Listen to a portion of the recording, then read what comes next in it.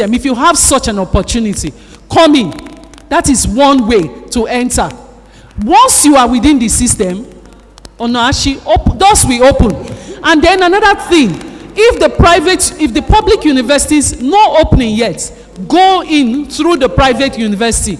By the time there is an advert, you write that you have a teaching experience somewhere, it also gives you more leverage. All right? So, but most importantly, don't give up. And then pray. There is that aspect of prayer. If I tell you some kind of prayers I've done, I've had prayers where, let me not say it here, but Thank pray. you so much. Please, can you celebrate my panelists? Can you celebrate them? They have been so wonderful. And I believe you have learned so much. Thank you.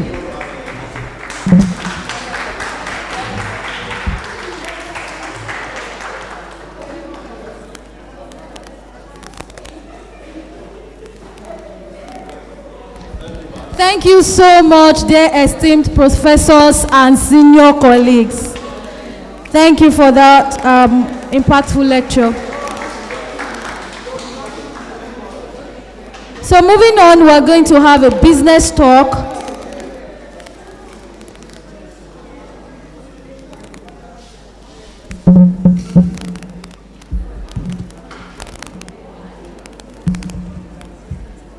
We're going to have a business talk that will be anchored by our own dear Dean, Professor Mojisola Nkiko, and it's going to be on bridging the gap between research and industry.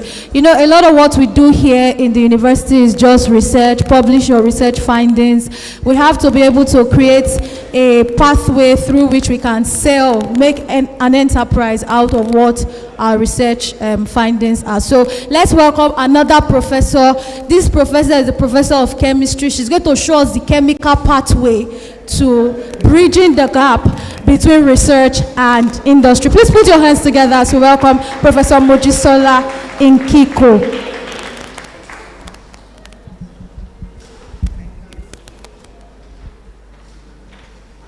Thank you very much, and good afternoon, everybody. I hope you're enjoying yourself. Thank you so. I have a meeting, so I'm going to rush through what I want to say. But I without actually going through much of I'll be speaking on the topic, bridging the gap between research and industry in Nigeria. One of the things I've found out is that many companies in Nigeria have moved their research and development outside the country. And they would rather contract to universities outside. The ones that are still operating in Nigeria, we rather contract their research and development to universities outside Nigeria.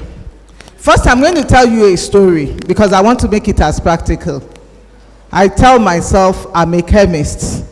Even though in academia, I work with industries. And the first experience, for students that are here, take note. Okay, slideshow. Okay, thank you. Please, for students that are here, make sure you take note of everything you are taught in class. Make good notes. Make sure that all that you are learning here, you're not just putting them away and saying, well, let them just be saying their own. My first contact with the industry that brought me on board as a consultant was the fact that I was at an interview at a multinational company. And then the second stage of that interview in 1989, after I finished my NYSC, was a practical session. And the company had a problem with one of their products. And then I remembered the Adeshogun and the Weber's theory. Those were my lecturers at the University of Ibadan. One was dealing with the quantum chemical states of some of those molecules, and the other one was the catalysis. Right there, I told them, I said, I can solve your problem.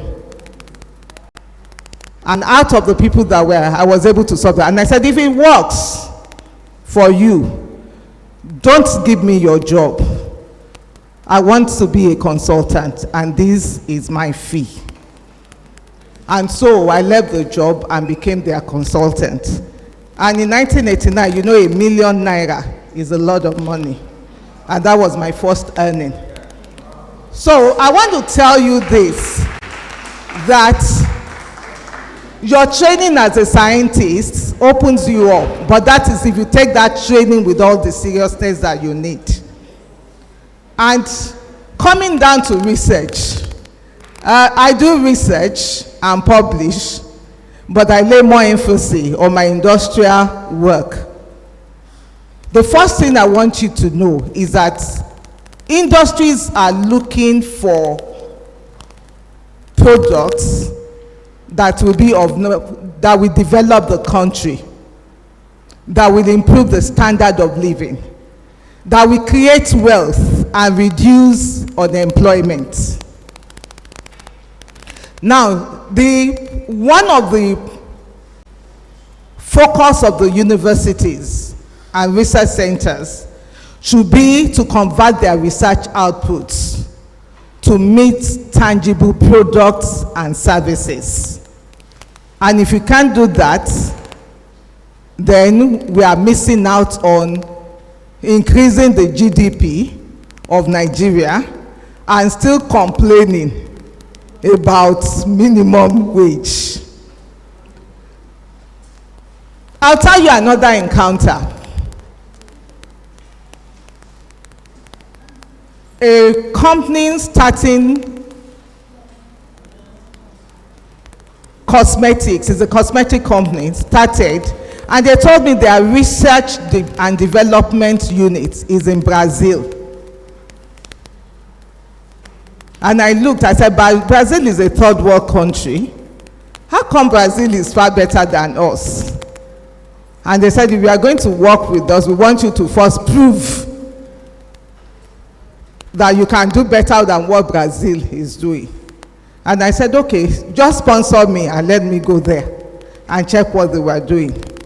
One of the things I found out with Brazilians, they utilize all their resources.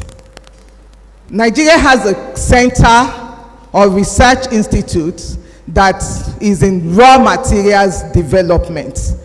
But I don't know what is going on with that. From their sugarcane, you know they produce a lot of sugarcane.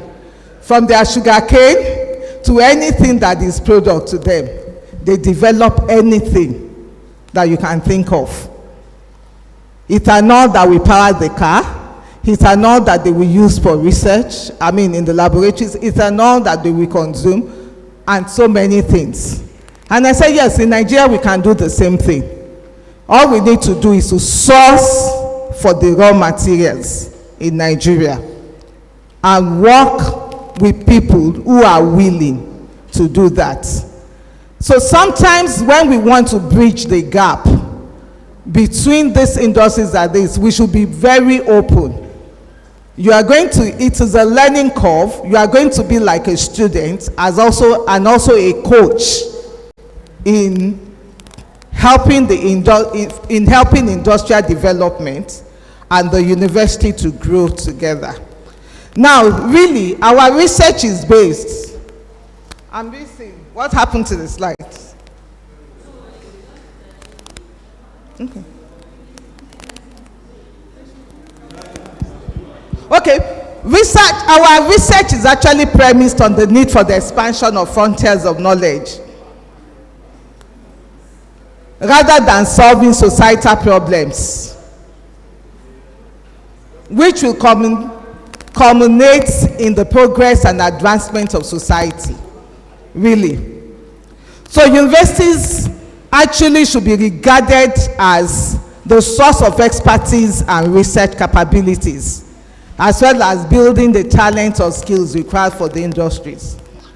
However, one of the things I found out is that our universities are just involved in basic research, and when there is applied research, many of those research just end up on the shelf. beyond publishing in high-impact journals.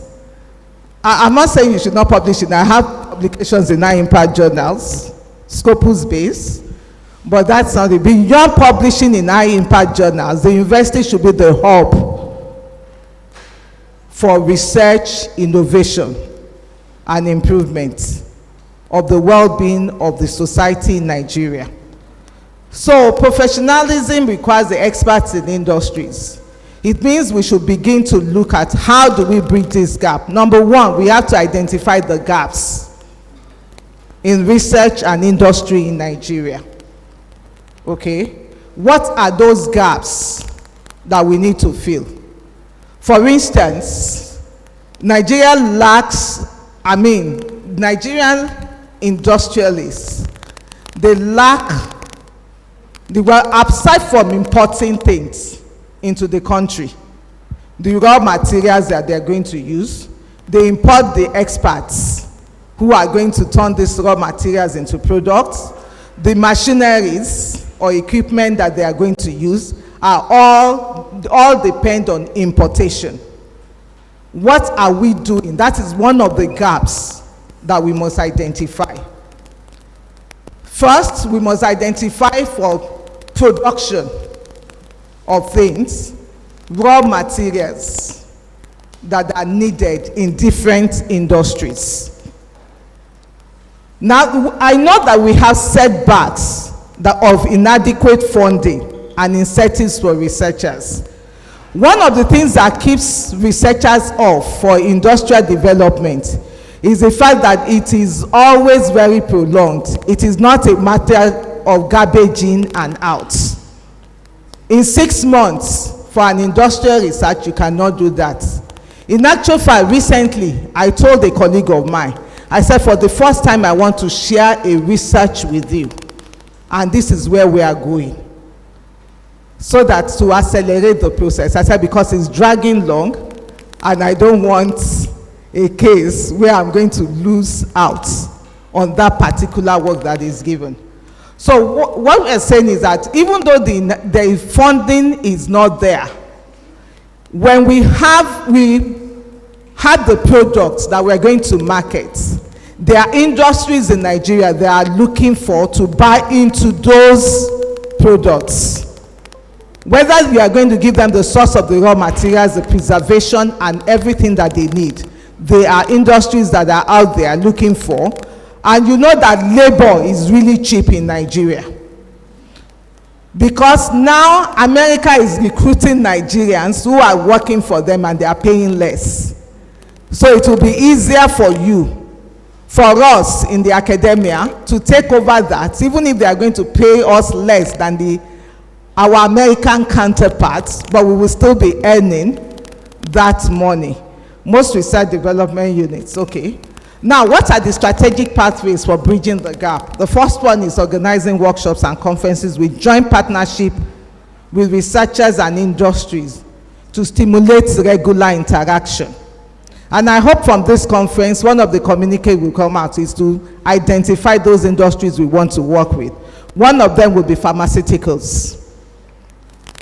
Because we have a department of we have a faculty of pharmacy here, we have a faculty of science here, and we can jointly collaborate to work in different areas. We are running herbal medicine, we are running medicinal chemistry, and we are doing all sorts of chemistry and all the rest of it that we can collaborate and take over the pharmaceutical industry in this country. To collaborate and for collaboration and cooperation. Now, dissertation, we should deviate from dissertation and thesis topics derived from not solving societal problems. Instead, we should have our dissertation and thesis topics to be derived from requisite industry-based problems. This helps to ensure that postgraduate research initiatives are targeted at solving specific problems of the industry. Encouraging joint research initiatives by the faculty and industry through appropriate memorandum of understanding. Then research and development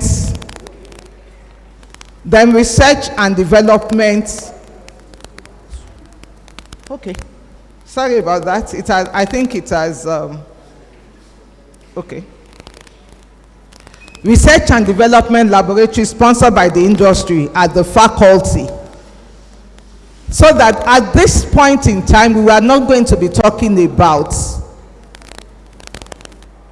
a one-man show looking for collaborators.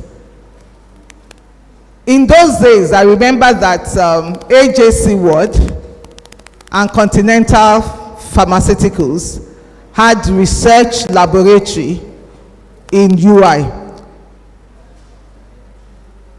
But however, now there is no more AJC Ward, there is no Continental Pharmaceuticals. And so that has gone. But there are other pharmaceutical companies that are coming up. And there are indigenous pharmaceuticals coming. Establishment of university industry innovation and incubation hubs. Now we have to solicit for endowed professorial chairs from industry and research grants. One of the things I learned when this particular company, we did visits to 3 nations. Brazil, England, and another one, was it, India. In fact, that was the day I changed my mind about India. India is so highly developed.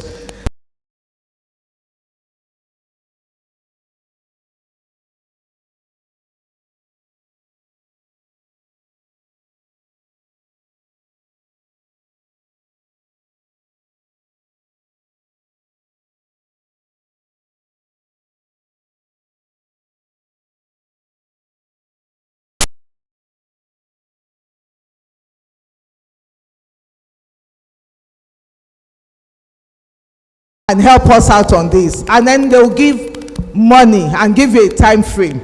Some of those chairs last for between 3 to 5 years. Harvard University has such a chair, Stanford has it, and they are in billions of dollars. So you can imagine if we win one, even in 5 billion, just minimum of 5 billion into UNIMED, is going to make a lot of changes. You know, so not to talk of dollars. So to endow professorial chairs from the industry and research grants. Encourage visiting lecturers from industry and faculty researchers to visit industry to study current industrial trends. I told you that these companies were ready to sponsor that I should study the trends and then come up with something that was indigenous to the Nigerian environment. And the raw materials, and we started from the raw materials. Now they are big, and I'm sure you are buying their products. I won't mention those products, but I'm too sure that 1, 2, or 3 persons are using those products because they are very popular products. Okay, encouraging visiting lecturers to study current industrial trends, practices, experiences, and issues of mutual interest. Now, increased funding and incentives. Public-private partnership can be used to pool resources to create research grants for researchers working on industry-relevant projects. The government can introduce, this is where we have problems in Nigeria, because when you bring governmental issues into it, then you need to go through a lot of bureaucracies in order to achieve that. But I believe that God is going to help us as we navigate the terrain of bridging that gap. The government can introduce tax incentives. They've introduced the education tax, but of course education tax is not even achieving that, aside from development and sending people for this and that. It has not actually targeted industry-based research.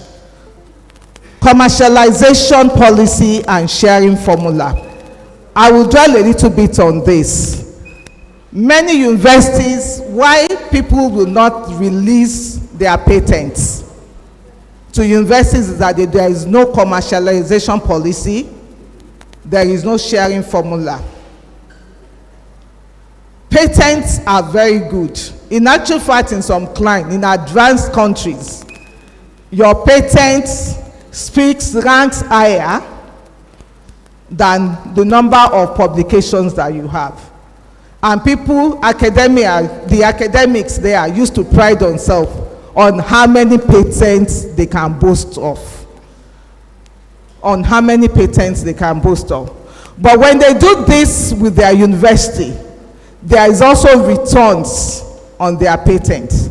I know Nigeria has a patent rights that they do, but I've not seen anybody who had done patenting in Nigeria that is actually benefiting from it, from that patent.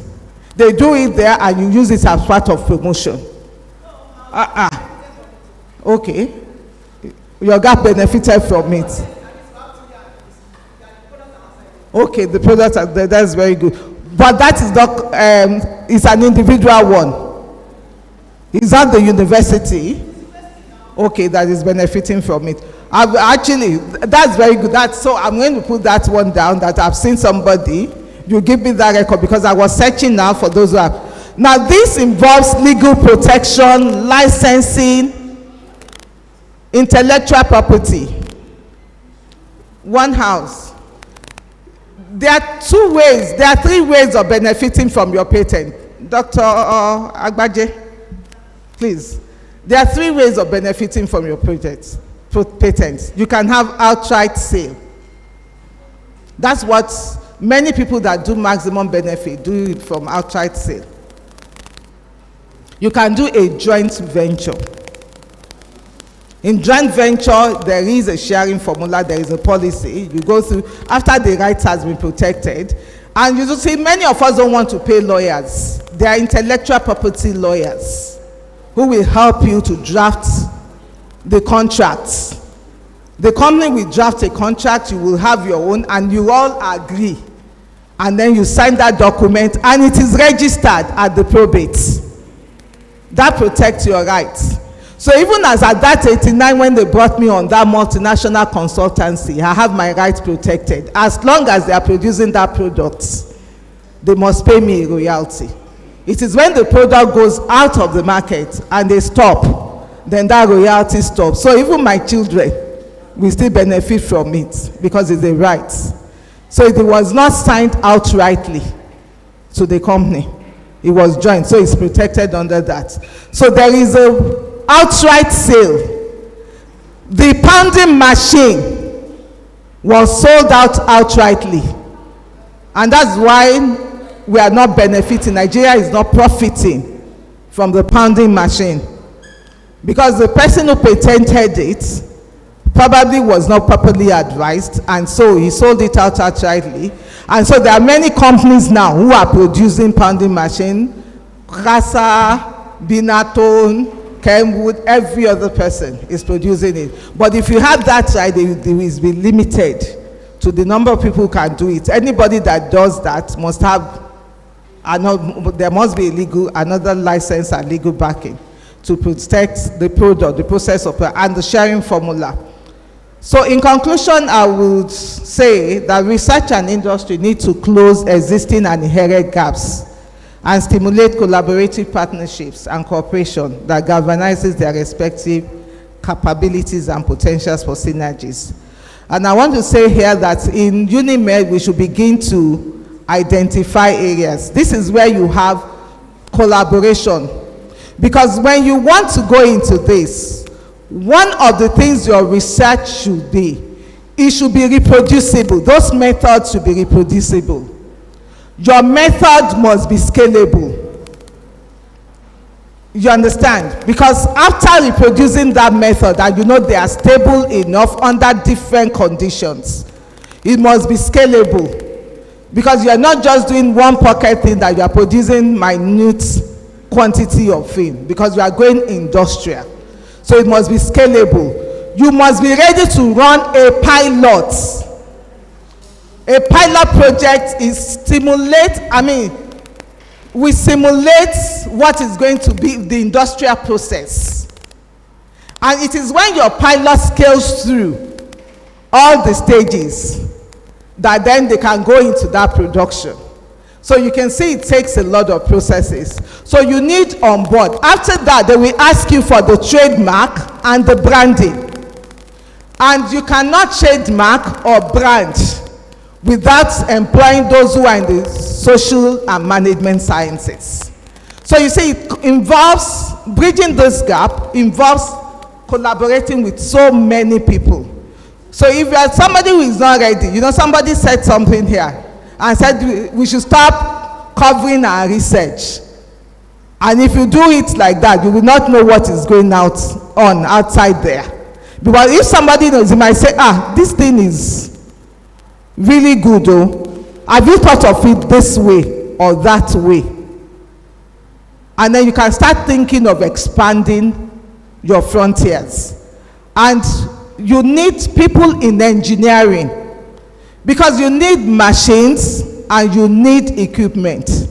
Most of the time, one of the things I found out with them is that they want those machines to be fabricated locally, because it reduces the cost of production, and so they can make maximum profits. So you must have your own on board, people who have tested those machines and found that they are working. And if you have those, then it is easier to do that. And then your pilots, the pilot projects that simulate that, then you must be able to provide your quality assurance methods, right from the raw material sourcing, raw material collection, to the production, finished products, packaging, branding, and before it is pushed out. Professor Baba is looking at me because she knows. So, you know, you are working as an academic, you are almost working like as an industrialist, as if you are right there in the company with them. And until you are able to give them there, no industry is ready to buy from you. So we can say that is a real lot of work.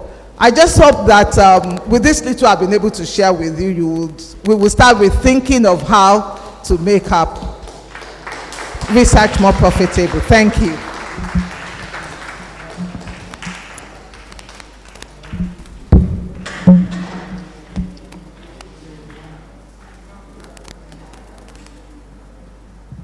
Thank you, dear Professor Nkiko, for that insightful lecture. As a matter of fact, as she was talking, I was remembering every single thing I learned at the Innovate Hub when we're talking about innovations. Really, you cannot come up with reasonable patents and reasonable trademarks, reasonable inventions, if you have no significant relationship with the industry. It is the industry that will tell you what is moving, how to go about, what their needs are, and then you tailor your research in that pattern, and you'll be able to solve a problem that will get to the final consumer that needs that innovation. So that's a very wonderful lecture. Thank you so much.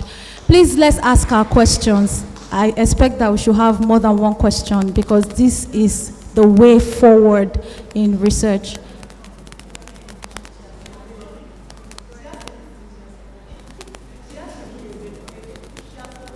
We can answer it. Please ask your questions. Okay. Question, right? More questions, please.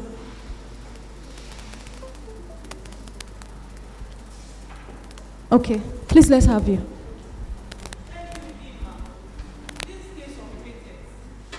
Professor Moba.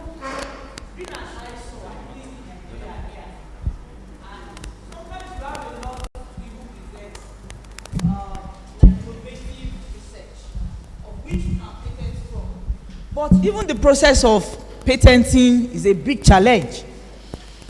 Having worked in multinationals, and you just see that it's not working out for you. I don't know whether there are certain processes, because I know that there's politics behind it. I won't deceive you. There's politics behind that patent. Probably you have to move with the movers and shakers of politics in Nigeria before you can get some things patent. Because you have quite a number of research that you know that, oh, this stuff can be patent. And you don't know how to present yourself. And don't forget, being a female again is another challenge. Because if you want to patent from federal government now, it's another history of you have to lay your back to get some things done. Okay, so that's a good question, but I'll just throw some insights and then pass the microphone to Dr. Agbaje, who would give us practical